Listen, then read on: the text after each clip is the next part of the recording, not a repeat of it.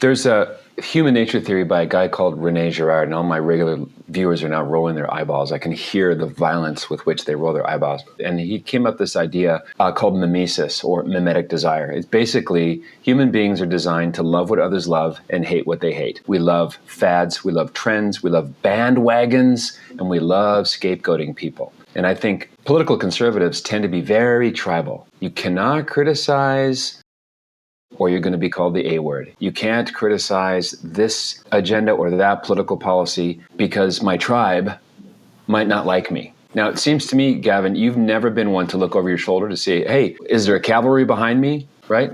Yeah, absolutely. It's not in my nature, but I have the courage of my convictions. No one has the courage of their convictions. Like, for example, there was one guy in my neighborhood who sent out an email to all the other parents discouraging them from allowing my son to play baseball. And this took me like 10 years to discover, but I found out and I confronted him. I go, so, looks like my boy's doing pretty good 10 years later, and no thanks to you. And he totally denied it. I have proof. But whenever you catch these people, they deny it. If you're constantly wondering if someone's a Fed, they win. Like, that's what is. I throw one bomb over there, and now you're constantly worried there's a bomb somewhere. So I just did one bomb, but you're worried about bombs for the next 20 years. So when I meet people, I go, this person could be a Fed. If I'm planning a bank robbery, I'm not going to tell them. But I still talk freely and enjoy myself because I don't want these Feds to win. Like, I know I shouldn't pray for the Mets because now he has to deal with Yankees prayers and he doesn't know what side to pick. But there's so many signs out there. There's the implication there that God's existence is not self-evident, but it's also not unknowable. You have to knock, you have to seek. And if you're seeking, then you have eyes to see these little kind of, as you say, business cards or God incidents, you know.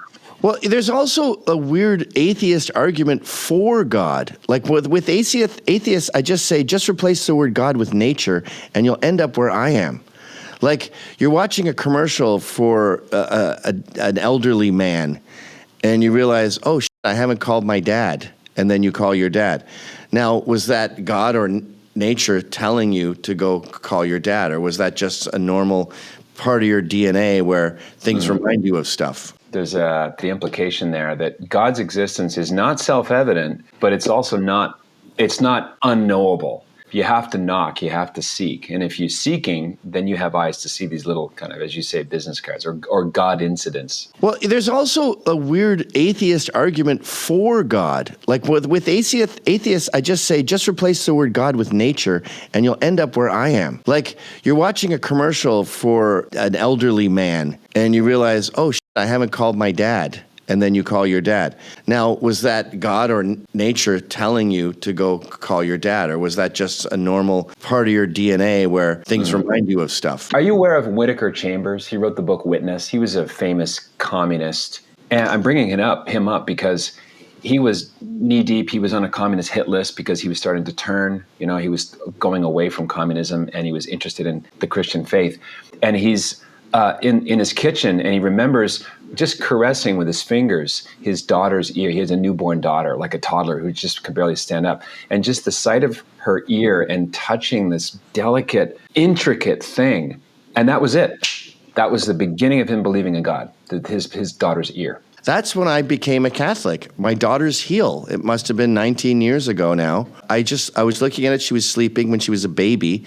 And I was like, that little pad, her heel. It's like a little miniature scallop. Yeah, that pad is going to grow with her, and it'll always be the right amount of, to absorb the impact of her walking. It will adapt perfectly to her height and weight as she grows, and then she'll grow old, and it'll still be there. It'll get a little calloused as she gets older. And I didn't think it. It's not like I got to a logical conclusion. I felt it. I felt this wave of realism. I might even cry if I talk about it too much.